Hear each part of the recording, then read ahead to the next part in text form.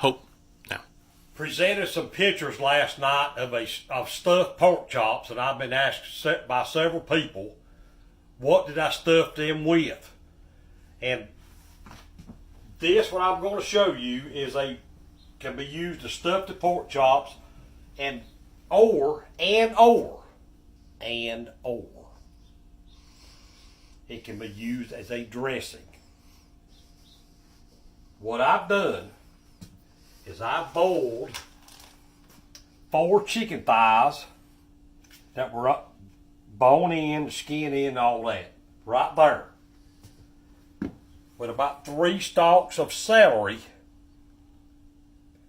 and 4 eggs. I boiled all that in the same pot. 4 chicken thighs, 4 eggs, and 3 or 4 stalks of celery. I don't go too much with exact measurements, and I like to change things around as we cook different stuff. Of course, cooking is art. You never get it just right. Well, I've cooked a pound of loose sausage.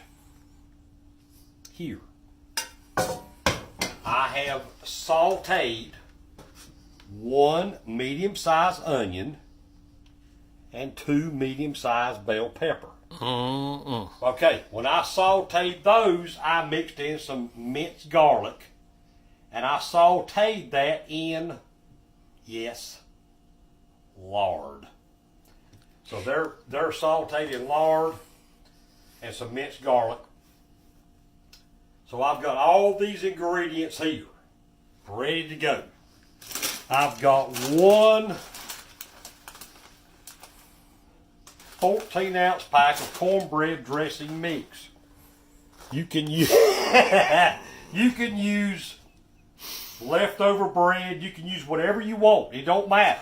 You can use crackers, toast, biscuits, whatever. But I'm going to use this mix to get it started. I poured that in there. Okay.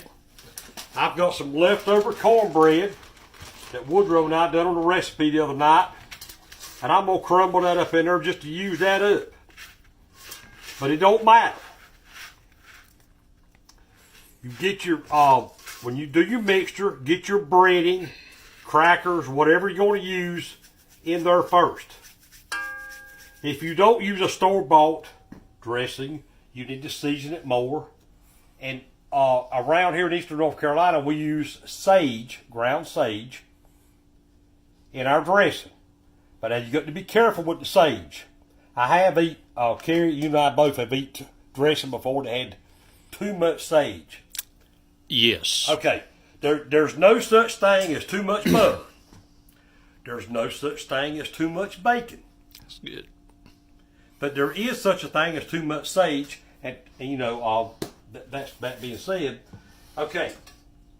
So the celery, as you can see, was boiled. It's real simple. You start this whole recipe boiling your chicken, your eggs, and your celery in 1 pot. And you could, just 3 stalks of celery, just depending on what you like. But that's the celery. It gives it flavor, and it also gives it color. All right. But then we're going to add our sausage. I did not drain that. That sausage was bought. It was heavy on the fat, and that's okay. Because if fat is good to you, it's good for you. That's about a pound of ground sausage.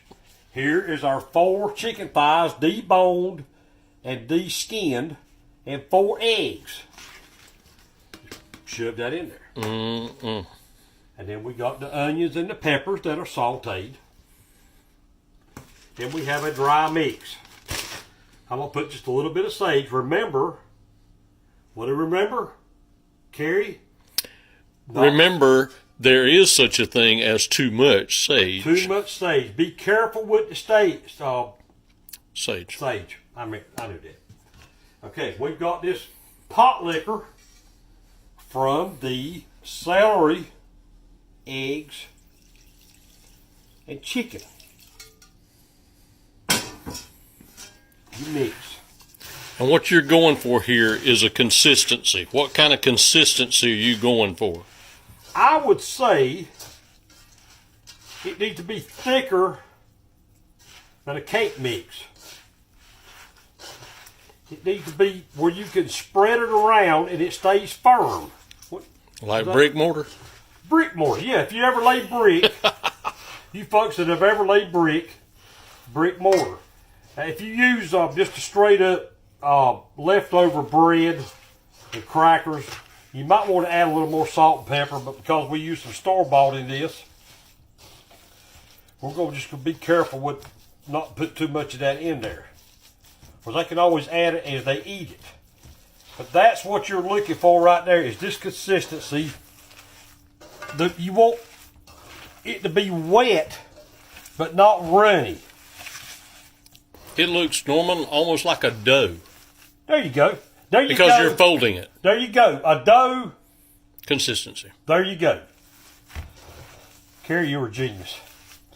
And You're the one cooking. You mix it thoroughly. So that is chicken and dressing like I make it.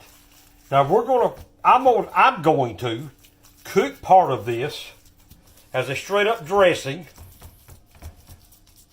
And it's a side starch that we use for a meal. Now, our video is coming up directly here at the Grateful Shed, and I'm going to have some rice, but Terry Lee can't eat rice. For some reason, he can't eat anything that's got to do with a seed. So he's going to have his dressing here.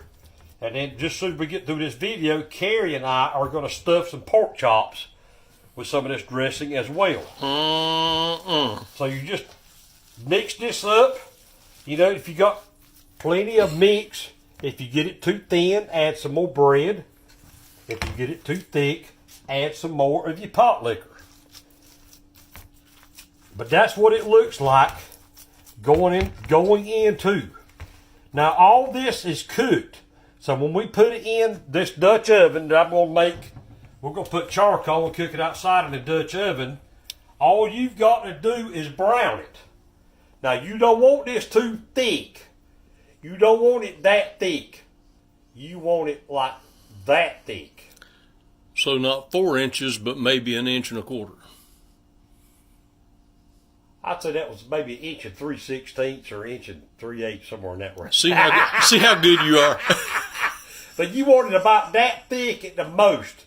Some people like it real thin. I don't care for that. To me, it's a little bit dry. You can always put gravy on it, but maybe 1 1/4 inches thick will be just right. And brown it on the top and the bottom. You can put it in your oven, put it on 350, and just keep an eye on it. I don't know what the time is. Like I said, I don't do recipes. I just cook the stuff looks right and tastes right. And then maybe next time I cook it, I might change it up. Just because cooking is art. This is a bonus recipe from the Grateful Shed. We love you. God loves you. And there's nothing we can do about that.